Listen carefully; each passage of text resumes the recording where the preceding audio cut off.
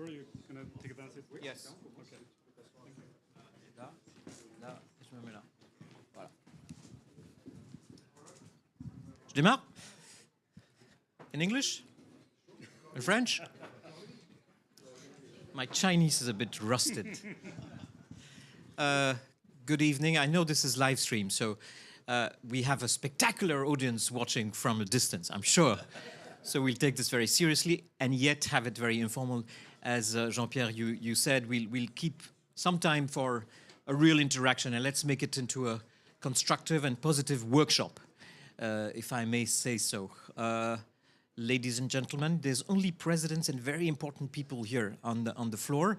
We'll start with an introduction from the two co-chairs of this UNOC special event, which will take place on the 4th, the 5th, and the 6th of June 2025 in Nice, as a prelude, as a prologue of the UN Ocean Conference. I'm Ashok Adiceam. I'm the deputy of the special envoy of President Macron, Ambassador Olivier Poivre d'Arvor, in charge of the organization as far as France is concerned. And as you know, the UNOC is co-hosted by Costa Rica and of course with UNDESA and the UN system. So it was our mission, I think, to put science at the heart of this conference, and to make sure that the whole conference will be talking about science and with scientists. And the proper UN Ocean Conference starts on Monday, the 9th of June, and finishes on Friday, the 13th of June. We have also decided to have, that's our promise, a scientist in every ocean action panel during the conference. So we'll start with an introduction by the two co-chairs, François Houllier, who's the president of IFREMER, and Jean-Pierre, Professor Jean-Pierre Gattuso from CNRS, who's the co-chair. I'm not sure we have our friends from IOC in the room, but maybe they're listening, so we'll be careful. We are here hosted by President Peter de Menocal from Woods Hole, president of Woods Hole, University of Plymouth, represented here by Deborah, and Professor Nianzhi Jiao from the University of Xiamen University and Global One's Net Zero. You'll tell us more about that. We'll start with the introduction, and then we'll share the floor with our three eminent scientists, and then we can exchange with the co-chairs and the panelists. If you would like to start, François. Okay. Thank you, Ashok, for the introduction. And so, as you just said, the whole idea of this One Ocean Science Congress that we are going to organize is to provide the UNOC with a science pillar. And the idea is to assemble and bring together the scientific community in Nice from the 4th to the 6th of June, so a few days before the UNOC, with the aim of having to create a sort of a momentum of the scientific community, so that the message that is delivered to the UNOC participants, to the heads of states, is a strong scientific message. So if I put it basically, you may know already that there will be two other special events in parallel, one about blue finance and blue economy organized by our friends from Monaco, and one about the coastal cities and regions organized by the city of Nice. But our job will be in the field of science. We have somehow 6 major objectives.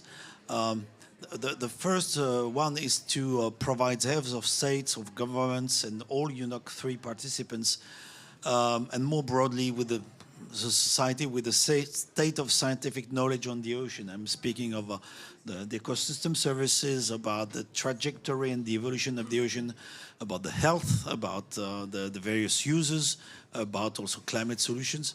The second objective is to provide and to explore a wide range of scenarios on the future of the ocean, looking at the pressures, the restoration, the link with the local and global public policies, and both global and local are important. The third one is to assess the the ocean's potential to contribute to the major transitions, for example, the energy transition, which are included in the 2030 agenda. And we are not only interested in the SDG 14. We understand that this is the UNOC is about the SDG 14, but the ocean is not only concerned by SDG 14. It's important for food, it's important for energy, it's important for the climate, it's important for different types of activities that are in the other SDGs. So we want really to contribute to the Agenda 2030. And we want also to formulate science-based recommendations to the international community that will be gathered in Nice. And we would like to offer also visibility to the International Panel for Ocean Sustainability that is being built these days, so that they can provide us, they will have opportunity to speak about their products, or about where they stay at that moment. So these are basically the 5 main objectives that we do have. And we all know that there are other arenas, there are other fora where data, knowledge is assembled. So we don't want to invent with Jean-Pierre something new. We want to build on what exists. IPBES is speaking of ocean. IPCC has a special report on ocean and cryosphere. We want also to build upon the high-level panel of sustainable ocean economy that has provided a large compendium this year. The UN system is also providing data and reports. So we want to build upon these different things, including especially the United Nations Decade of Oceans Science for Sustainable Development. So basically, this is what we want to do, and then leave the floor to Jean-Pierre. Yes, thank you, François. So the themes of the Congress, what we want to have is themes that are broad. We want to cover all the spectrum of disciplines and key issues having to do with the ocean. They will not be based on disciplines, and they will not be based also on specific regions or specific oceans. We want to have really cross-cutting themes, large-scale, multidisciplinary themes. We also want to address all the issues related to UN negotiations, treaties, conventions, UNFCCC, of course, CBD, the BBNJ, the treaty on plastic that is being discussed at the moment, all the discussions about the deep sea mining. We want to touch upon all those key issues. The reason is that we need to provide recommendations to the head of states. So we really want those recommendations hopefully to be taken up by the head of states and governments and be used for those negotiations under discussion. We also want to focus on solutions. The plan is not to have a long list of dramatic events. Of course, we don't want to put them away, but it's critical to be constructive and to provide solutions that can be implemented by the various states. So the draft themes, I'm not going to go through all of them. They are draft because they will be refined by the International Scientific Committee which will meet in January in Nice. We have here a member, Deborah, 2 members, of course, François, but Deborah Greaves is a member of this committee, and it will have the task to reorganize that. Those draft themes were built with the help of IOC UNESCO. So broadly, 5 categories: climate and biodiversity nexus, covering UNFCCC, CBD, BBNJ, and also deep sea mining. The sustainable ocean planning and economy, ocean health, ocean and human health and safety, cultural values and human interactions, and cross-cutting. They're all cross-cutting, but those 3 last ones are really cross-cutting with law, economy and governance, observations, monitoring and modeling, and marine socio-ecosystems.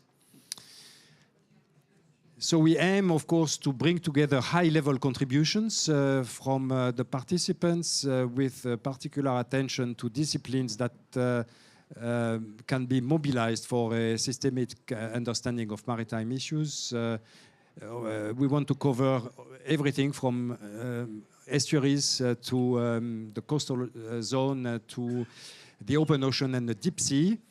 A representation of all of different ocean basins, islands, and also landlocked countries, because the ocean is useful for everyone on the planet, not only to coastal to regions with a coastal easy. Then the target, we are not sure, but I think we will be prepared to host 2,000 to 3,000 participants, and we will have a special scheme to help the participation of countries with a low economy. It will be a scientific congress, so with a regular congress with keynote lectures, oral sessions, poster sessions, side events, and workshops. There is one thing that has been repeatedly requested to us is to have roundtables, and so we will have roundtables covering science, policy, and society. It will be, I think, very useful in the lead-up to UNOC. So the governance is not super important. Maybe what you will be interested in is the International Scientific Committee, which represents every region and ocean in the world, with expertise on all the themes that we have identified so far. And we were also, of course, concerned with gender balance and geographical diversity. Thanks for your attention. This is we are be open to discussions, of course, at the end of this roundtable, and we are really keen to hear about your views. And at this very early stage, that will be very useful to us to finalize the program. Thank you very much, Professor. So we'll enter into the panel with the three eminent panelists. Just to launch this discussion, and we'll start with the lady first. I'm just recapitulating about date, times, and venues. So 4th, 5th, and 6th, it will be there, actually, in the port of Nice. You have shared the menu. It's a huge menu to prepare this huge cake that we all can contribute to, and you have a very serious list of scientists who are part of this of the committee, and you're also inviting, of course, different panelists and moderators and speakers, of course, during that. And I'm just underlining what you said, Jean-Pierre, is that the objective first is to have a very integral scientific Congress, that we got the point. And at the same time, and that's our mission, France and Costa Rica and the UN agencies, is to see that this UN Ocean Conference is not just a third UNOC, and which will have a fourth one, but it really has to be a game changer. Not because we are French and proud to be French, and not because we are in an American pavilion and it's a very powerful country, but mainly because time is now to make changes. And before 2030, the big rendezvous for the ocean is 2025, and we are very late in the trajectories for SDG 14, but also for the other biodiversity or climate, because we are here in the COP climate. So it's fantastic that you have selected in your panel today, but also in your list, that diversity of expertise, diversity of countries, including islands, including Africa, including, I hope, India. I'm not sure. But François is a bit Indian. Yes, no, he was in a posting in India. Yes, he was. And America, of course, and China. So, Deborah, the floor is yours, but I just wanted to show this broad picture and this huge Congress to which you're inviting the world before the Ocean Conference starts on Monday the 9th. And the tipping point, or the critical point, is going to be on Sunday, the 8th of June, when the leaders arrive, and they're going to get your policy briefs. They're going to get your pressure before they engage in the conference, and maybe we'll interact on how we create that bridge with the conference. Deborah, the floor is yours. Okay, thank you very much. Thank you for the introduction. I seem to have lost the slides. It's not the bottom one. Sorry. Oh.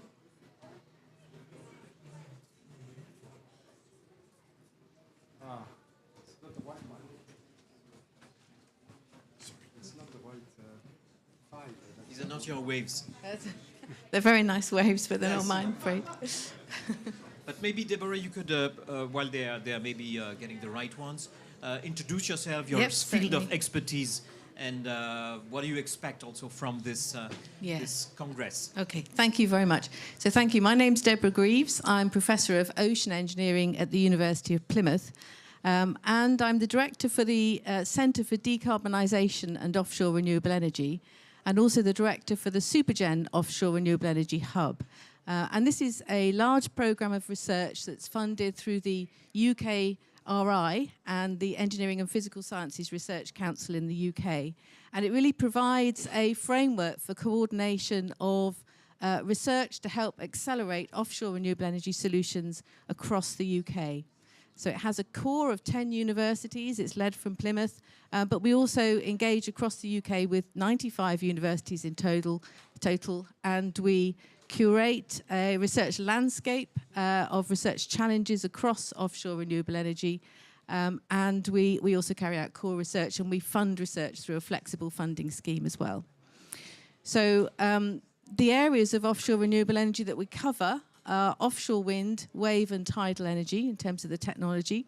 But in the research, we take very much a whole systems approach. So we're not just thinking about the individual technologies themselves, but how they connect into the system, into the grid, how they interact with the ecosystem of the ocean, how they interact with other marine users of the space, how they interact with users of electricity, and thinking about local economies and trying to make sure that the developments, the huge developments we need to make over the next few years, are also providing social value and social benefit.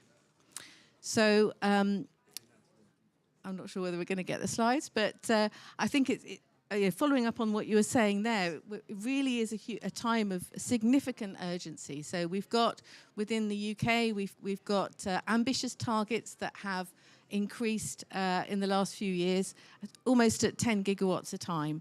And we're now looking for getting towards by 2030, getting towards 50 gigawatts of offshore wind. And that means that we need to I think, ramp up the speed that we've been developing offshore wind so far by sort of between 5 and 10 times. And not only do we need to ramp up that, but we also need to maintain it through to 2050. So really huge ambitious targets and an enormous amount to do in order to get there. And in order to accelerate the technology in harmony with the natural environment and for the benefit of communities. So the structure of the Offshore Renewable Energy Hub is that we are an academic program, but we work very closely with industry, with large businesses and supply chain businesses.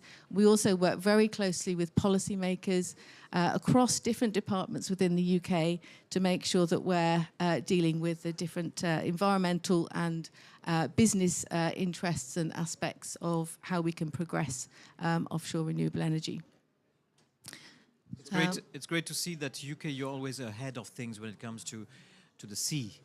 And we French, we try to cope, but you are always ahead. And congratulations for this very innovative program. I just have a question before we follow up, and that gives us also maybe some time to get your images back, is how are you funded and who are your international partners in this program? Yes, thank you.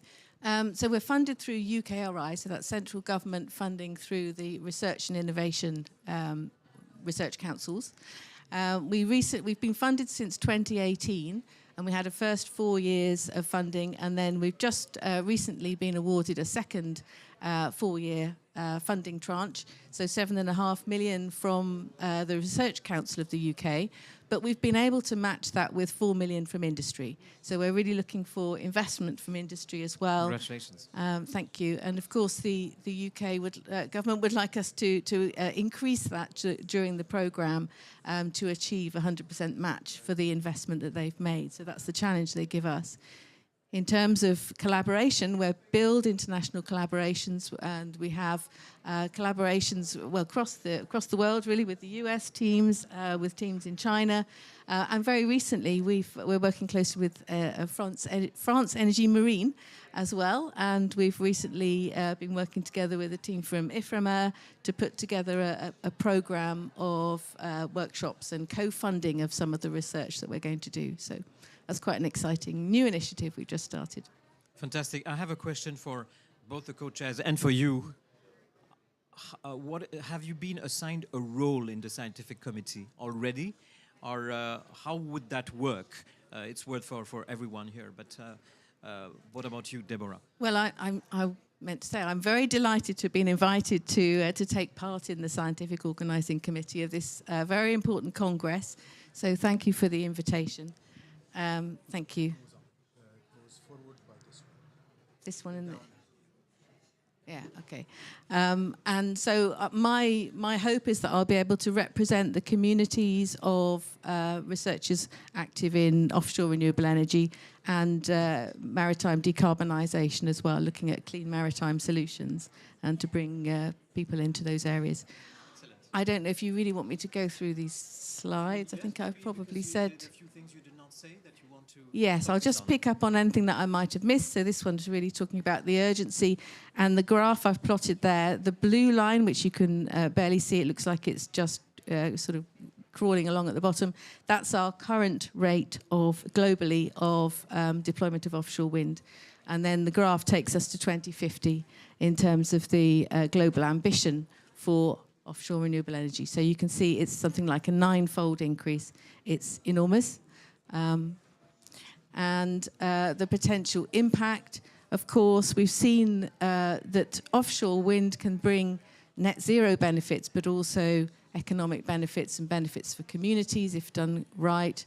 Tidal stream and wave energy are also components of the offshore renewable energy space, and they can also be expected to, through innovation and through scaling up, to reduce the costs and provide really good system benefits to the energy system, in that they have very different characteristics from offshore wind. And together with offshore wind and solar, then we have a much more reliable energy mix for the future. I just wanted to mention also the benefits from the point of view of energy security, which is something that governments are very interested in recent years for obvious reasons. So for offshore renewable energy, there's some significant benefits in terms of net zero, but also through the cost reductions that we've seen, the price reductions, then helping with the cost of living crisis as a genuinely lower cost alternative to conventional sources of electricity generation. And that ambition has been realised in some areas. So can help to reduce consumer costs, but in order to achieve the benefits and the build out of offshore renewable energy, it's not just about the technology innovation. We need to accelerate timescales, and part of that is also accelerating project development time. And so there's a target of a 4-fold reduction in the project consenting time. That needs a scientific endeavour around the research in new technology for data collection and analysis, efficient ways of doing that, and also good understanding of the ecosystem interactions, particularly when we're talking about very new types of structure going into areas where there haven't been these structures before, and I'm thinking particularly of floating. Thank you very much, Deborah. Yeah, okay. And I've just summarised some challenges and recommendations here, but I think I've covered most of those. So, very good. Thank you. Thank you so much. And thank you for your flexibility as well. Professor Nianzhi Jiao, if you would like to take the floor and elaborate also on your own program, which is Global Once.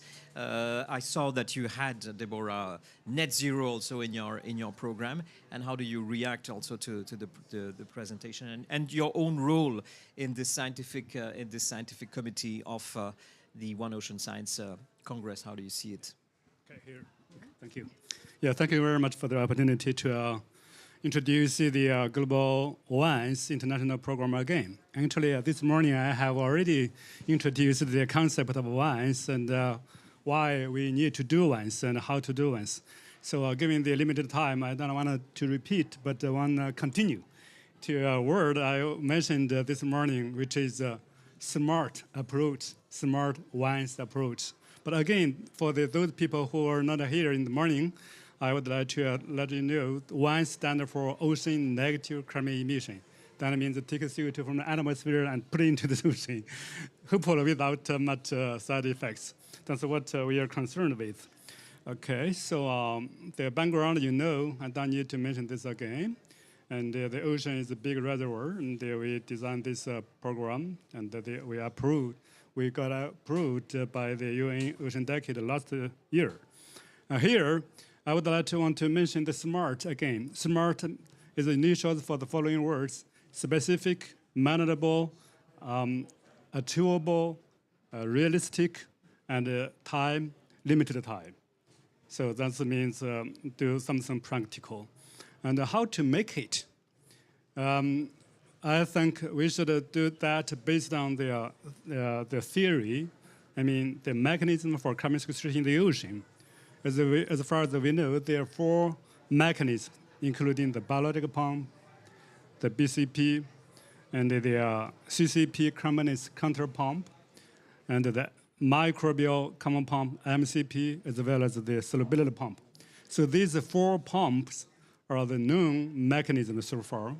We're gonna put them together because they are actually occurring simultaneously in the real world.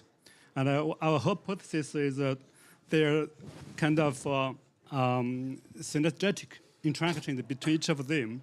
And if we can control the boundary condition, we could reach maximum output of carbon sequestration in the form of organic and inorganic by abiotic and abiotic process together. So that's the principle. And if you put these 4 compounds together, with the initials, it will make up BCMS. This one, BCMS. So that's the initial of the 4 pumps. But the BCMS also means business community management system. So that means we don't only care about the carbon sequestration in the ocean, but we also care about the environmental condition, the impact, the side effects. So with that in mind, we should find the best place or right place to do that at the right time. And we think the farming area is the right place for us to put these BCMs into practice.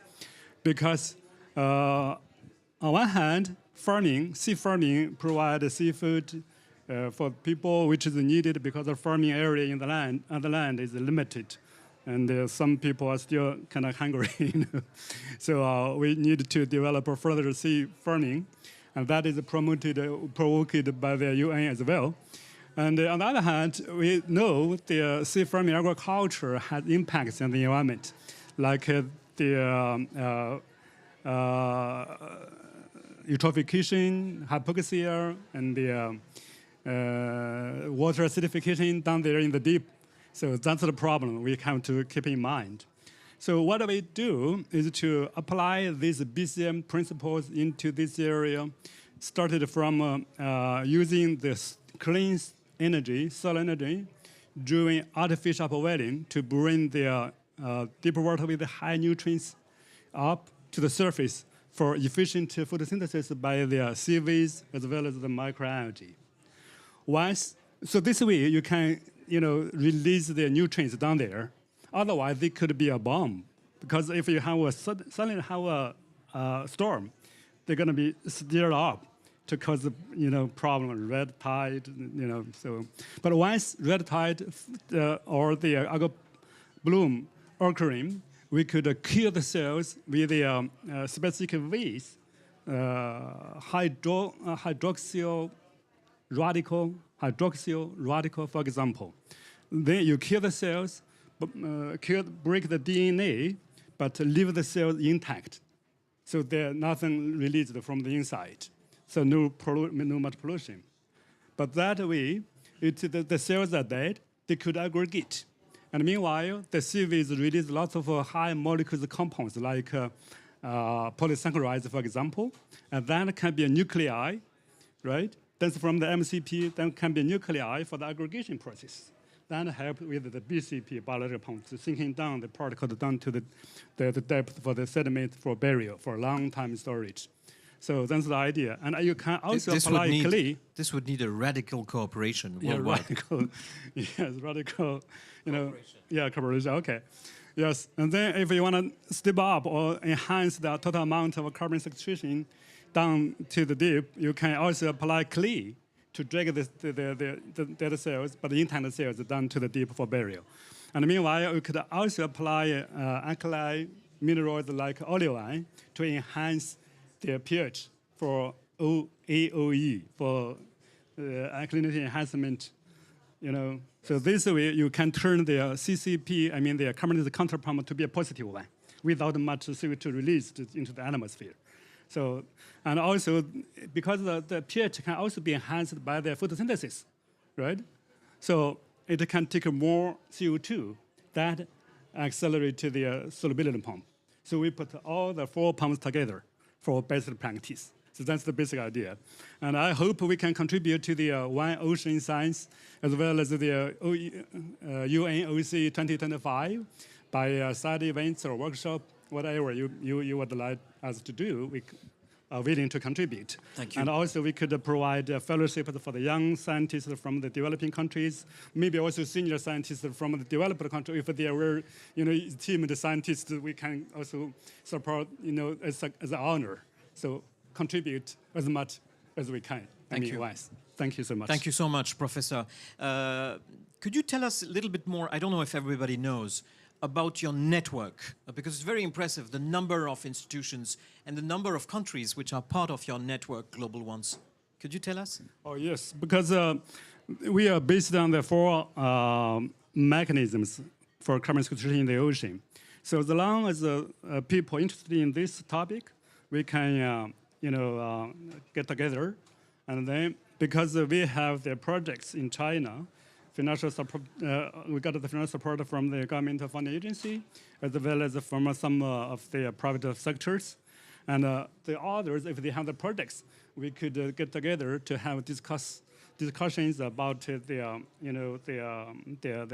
themes, the questions, the difficulties they encounter. You told me you have also offices in the US. You have representatives. Oh, we have a hub. We have a hub. Yes, also in UK, and also in South Asia area, and Thailand. Okay. Yeah, which is a part office of the IOC. Yes. Yes. Okay. And that the program is under the Ocean Decade as well, right? Exactly. Yeah. Okay. Now I was trying to build a bridge between China and America. Because now it's Peter de Monacal's turn to speak. Where is your hub in the U.S.? University of Maryland system. Okay. They cover a lot. Around the Chesapeake Bay, which is the typical area, yes, for the practice. Absolutely. President Peter de Monacal, the floor is yours to elaborate a little bit more than your call for action yesterday when we spoke about science, call for action for UNOC. And if I may, when we have the interaction, I would like to respond to your question on the bridge again between the special events and UNOC, and how close that bridge, how close we are to that bridge, okay, especially now. Peter de Monacal. Well, thank you. Thank you very much for this kind invitation to join such a prestigious team here. It's really remarkable to see what you've pulled together. I did want to just dive a little bit deeper onto this question of how we can observe the ocean at scale. One of the big challenges three of the common themes that emerge from these global ocean challenges, this ocean-based climate solutions. This is something that came up in several discussions yesterday, but I'll repeat them today, is first of all, the urgency of the response that we need. It's something that everyone here appreciates, but one of the things I think that escapes some of our appreciation for it is just the magnitude of the scale up, and I think that was a point that Deborah brought up earlier. It's a scale up not only in science, but in the engineering and really just novel technologies that we're going to have to bring to bear to address this question regarding the efficacy and the safety and the durability and just the constraints on some of the ocean-based climate solution phenomena. So it's not just the urgency, but it's also, of course, the scale. The ocean's vast, and it's vastly undersampled. And that presents a real problem for us because the kinds of things that we're talking about, the ocean-based climate solutions are really only relevant if we deploy them at scale, and they're only relevant if we deploy them at scale and if they're safe. And determining that safety, determining that efficacy is a tremendously difficult problem. And so what I'll be talking about today is really an invitation for the larger global community, but I did want to just share something that we're exploring at the Woods Hole Oceanographic, but in collaboration with partners elsewhere as well. And it's something I call the EMRV challenge. So we all know what MRV stands for, measurement, reporting, and verification. And this is an image that shows, well, as of late September of this year, the locations of the roughly 4,000 Argo floats that are within the waters of the global ocean. And you can see the coverage looks quite impressive and dense. It's actually not, but it's the best we have. And it's incredibly impressive. And when you pull together all of these data and put them into a time versus water depth, so it's water depth on the vertical axis going to 2 kilometers, and these are data updated as recently as I believe last couple of months. And this is going from the beginning of the measurements in 2005, or roughly 2005, up to actually just about a month ago. What is shown in the cooler colors, it's cooler than the climatological average, and obviously the red warmer colors are warmer than average. The thing I want you to take away from this is that, of course, the surface warming is not surface warming. It's actually making its way, in some cases, to the sea floor. And this just gives you an idea of what it looks like for the global ocean. So if we're looking at this from a temperature perspective, we can say we're actually observing the ocean fairly well with the existing Argo fleet, and we'll certainly do much better. But then when we start asking the question about, well, what about the ocean functioning, the very thing that we depend on for the ocean, we're flying blind. Our observational capacity for the deep ocean below the surface is very poor. Indeed, it's quite poor for the surface as well. And so we really have a challenge that when we start looking at solutions that involve the biological functioning, the chemical functioning of the ocean, our ability to determine the effectiveness of those interventions, and then the safety, durability, and some of these other issues at a global scale, or even a regional scale, or even at a semi-basinal scale, is really hampered. And so the remaining time for my presentation here is focusing on the question of, well, what do we need to establish a way to understand the vital signs, actually taking the vital signs of this patient that is the ocean in the process of as it's changing over time. We know actually this year the oceans have never been warmer than they are actually this year. All of the summer months were the warmest months ever measured in the history of measurements of the ocean.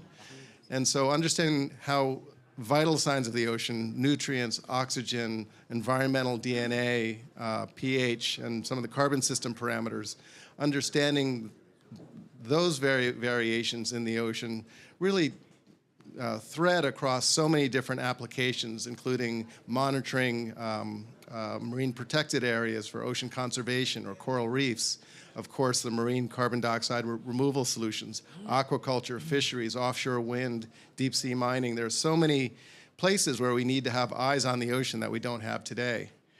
And so my file here seemed to have had an issue with font size, so we're just going to go big here. But it's an invitation really for our institution, but really in collaboration with institutions around the world, to introduce this new era of ocean observing. That is to build an ocean internet of sensors, so much as we enjoy the Starlink for communications above the surface of the ocean, we don't have that capacity below the surface of the ocean.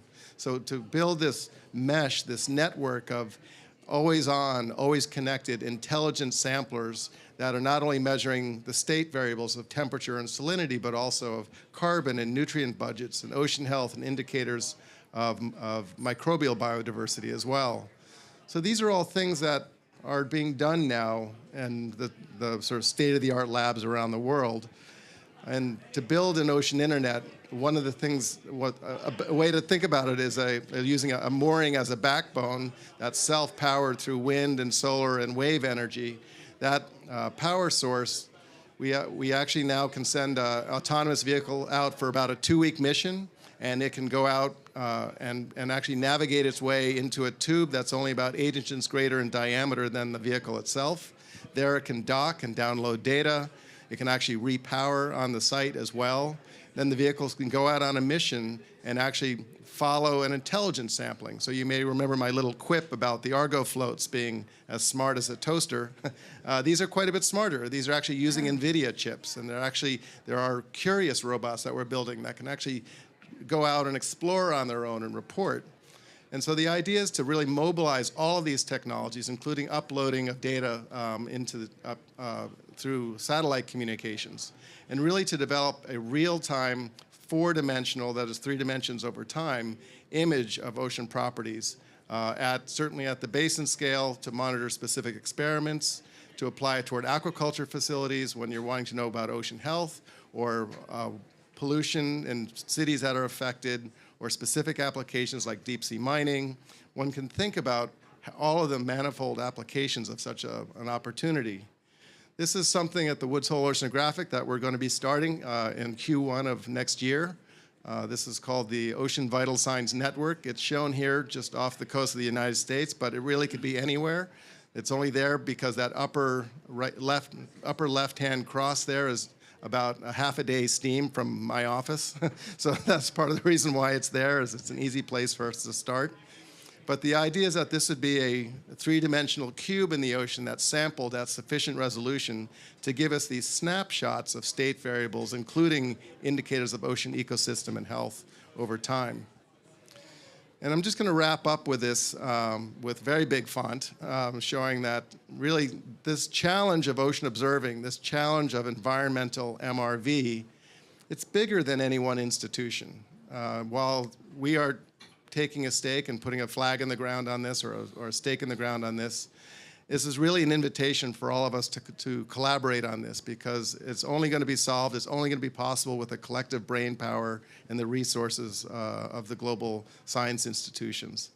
And more than anything, if I had a sort of a takeaway message for today, and indeed it's for the entire couple of weeks, is that independent science really has to lead this journey of understanding ocean-based climate solutions. There is so much activity, and there's such a compelling business case, if you will, to try to solve this, but that's not going to lead us to the right answers. We really need independent science to lead on this, and to do that, we really need a different approach towards science. Thank you. Amazing, thank you. Thank you very much, President de Menocal, Peter, and for hosting this Ocean Pavilion with Scripps and all your partners. Thank you. I just want to, before entering a Q&A session, first thank you all, because you have proved that you are the ones who are making us understand how intelligent the ocean is, and how the intelligence we have to develop. And we have a few ideas actually to share with you, maybe on a bilateral, and questions on how to use artificial intelligence to prove that, the intelligence of the ocean. And it's not a philosophical question. I think it's very technical, and what you have shared is that expertise is really brilliant and illuminating. To continue illuminating us, I'll ask François Houllier perhaps also to tell us how are you going to make use of these 3 fantastic panelists and presidents and professors from eminent universities and institutions in the Congress itself, and what role would they have amongst the other scientists? Somehow, if I may comment on lively what was presented, a few words. Scaling up, Peter said, it's bigger than what any institution is able to do. So that's why we want to have a big Congress. So bringing together all the expertise. I think this is something important, but this was also present in the two presentations, in the two other presentations. Solution-oriented science for action. I think this was also clearly mentioned in the two first presentations.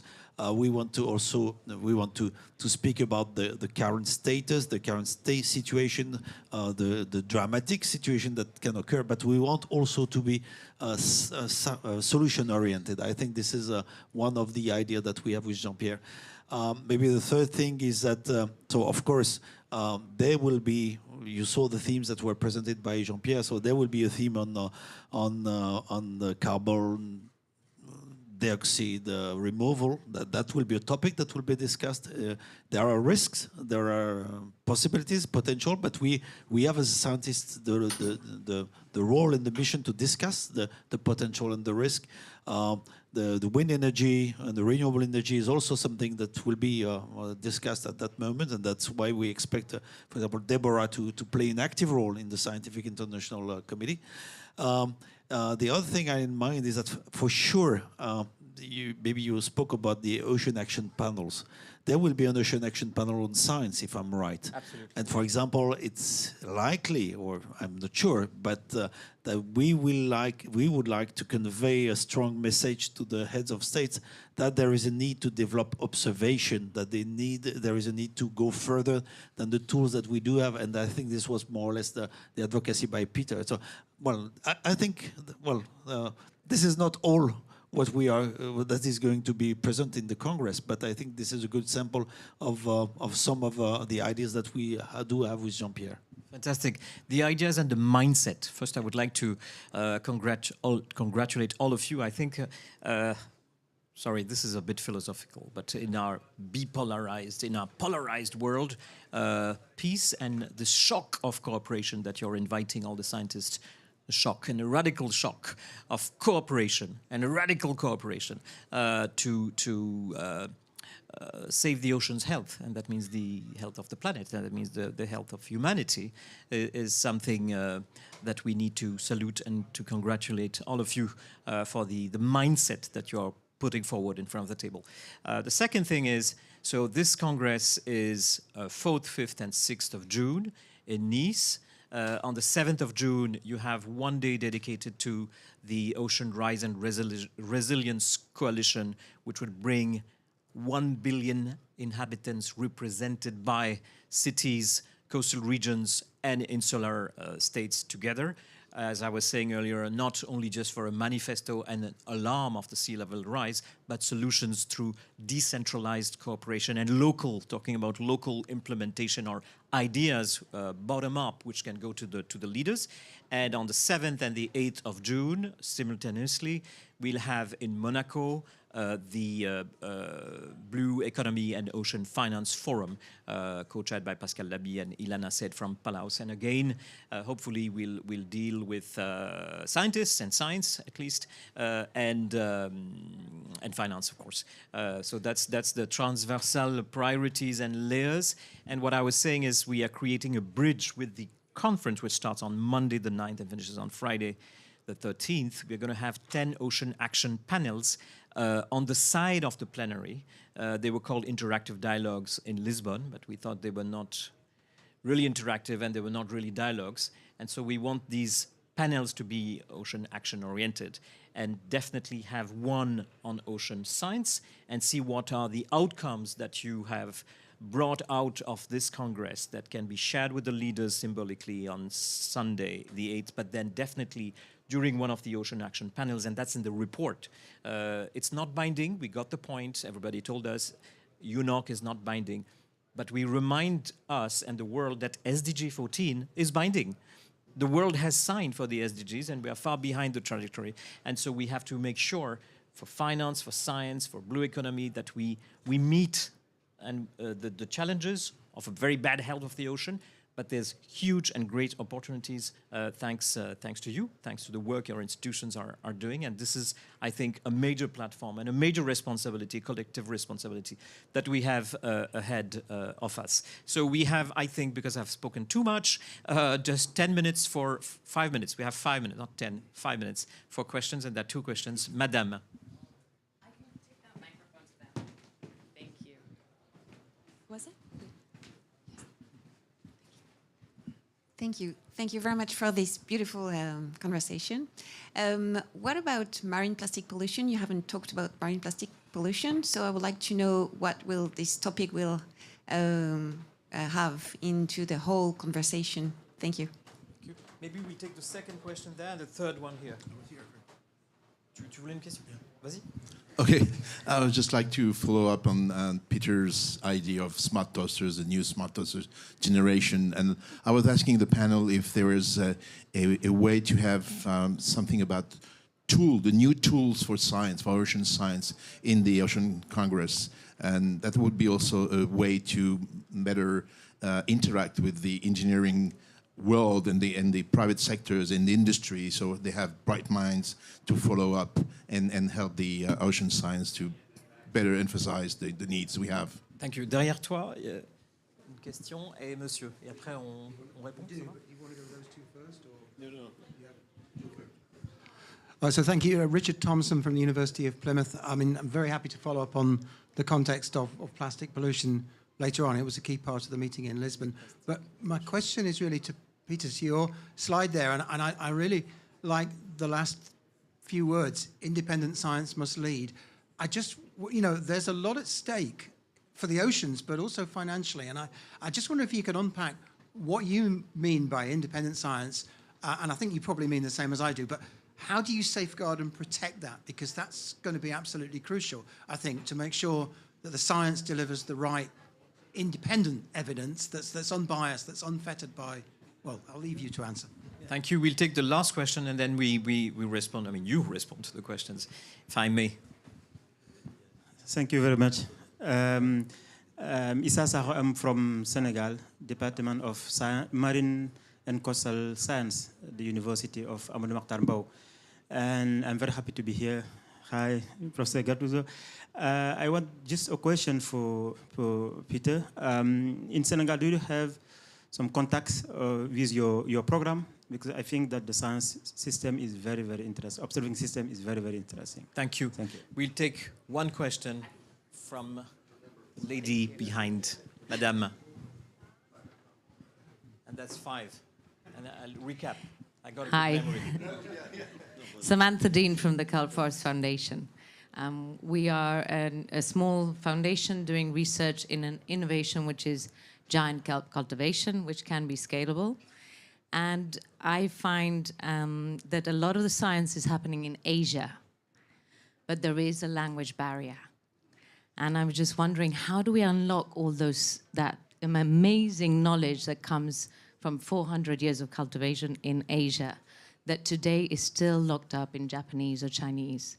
Is there a role for some kind of institution to be helping with unlocking that silo of information for the rest of the world? I was going to say learn Hindi, but I don't speak Hindi either. But let's come back to plastic pollution, innovation, independence, Senegal, and language barrier. That's right? One word, sir. And one word each.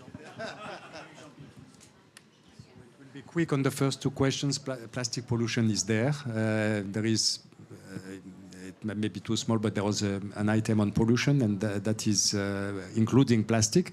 And as I mentioned, we want a connection to all multilateral discussions, and obviously the plastic treaty is one of them. So plastic is one of the themes. Innovation, we don't have a specific theme on innovation because we feel innovation is everywhere. It's a cross-cutting thing. It should be in every theme. Independence. So thank you, Richard, for that question, and I'm glad you asked me to unpack it. The quick answer is that I believe we should all be adhering to the statement of best practices by the American Geophysical Union, the European Geophysical Union, the National Academies of Sciences, and then just a study that came out on alkalinity enhancement just, Monday, yeah. And all of these basically call for transparent, openly shared data, research, actually an open registry of experiments, basically complete transparency on this. And this is one of the things that's missing in a lot of the startup applications, is that the specifics of how alkalinity is introduced into the ocean, let's say, those things are actually trade secrets for obvious reasons, understandable, but we can't have that if we're trying to really understand this larger issue. And what I love about the pavilion and what we're doing here in these 2 weeks is bringing the community together to really get behind that concept, because the more that we are unified in our approach, I think the stronger we're going to be and the more effective we're going to be. Deborah, a word of conclusion, and Professor Nianzhi, maybe you can share on a bilateral basis Senegal. Okay, well, thank you very much. It's been a really interesting discussion, and thanks for the questions. I think I'm already seeing lots of linkages between the things that we've talked about here, and I'm particularly interested in this idea of an Internet of Things in the ocean. We have a similar sort of initiative happening local to us in what we're calling Smart Sound Plymouth, where we have a lot of instrumentation. But I think the other aspect of this for me is when we're putting new technology, new solutions, offshore wind or whatever it is, into the sea, we need to do a lot of monitoring for that to start with. And then we also need to do a lot of monitoring throughout the lifetime of these projects, both from the point of view of the reliability, the operations and maintenance, and also from the interaction with the ecosystem. So let's try and pull those two things together and work together on the sensors and the platforms and the deployments, and make use of any structures that already exist. Thank you. Okay, yes, to your question, and then the question by that lady, I think that we have a consensus for fighting climate change, right? So I think there's no difficulties for this in this regard, and we already have a working group, done by so many countries, and also for this global WHOI international program, we have more than 30 countries joining us. So I think one word together we're going to make a difference facing this big challenge. Thank you. Very nice. Jean-Pierre, le mot de la fin. Yes. 30 seconds. Recommendation is very good. Implementation is much better. So, I mean, I encourage you to read the op-ed by Peter Thompson in the Time magazine on 30th of November, just this week. And he says that UNOC 3 in Nice 2025 will be the place where the world will look at the implementation of the commitments that countries have made in the first two UNOCs. And I think this is a very powerful message. We need to implement, not only recommend. That's a huge collective responsibility.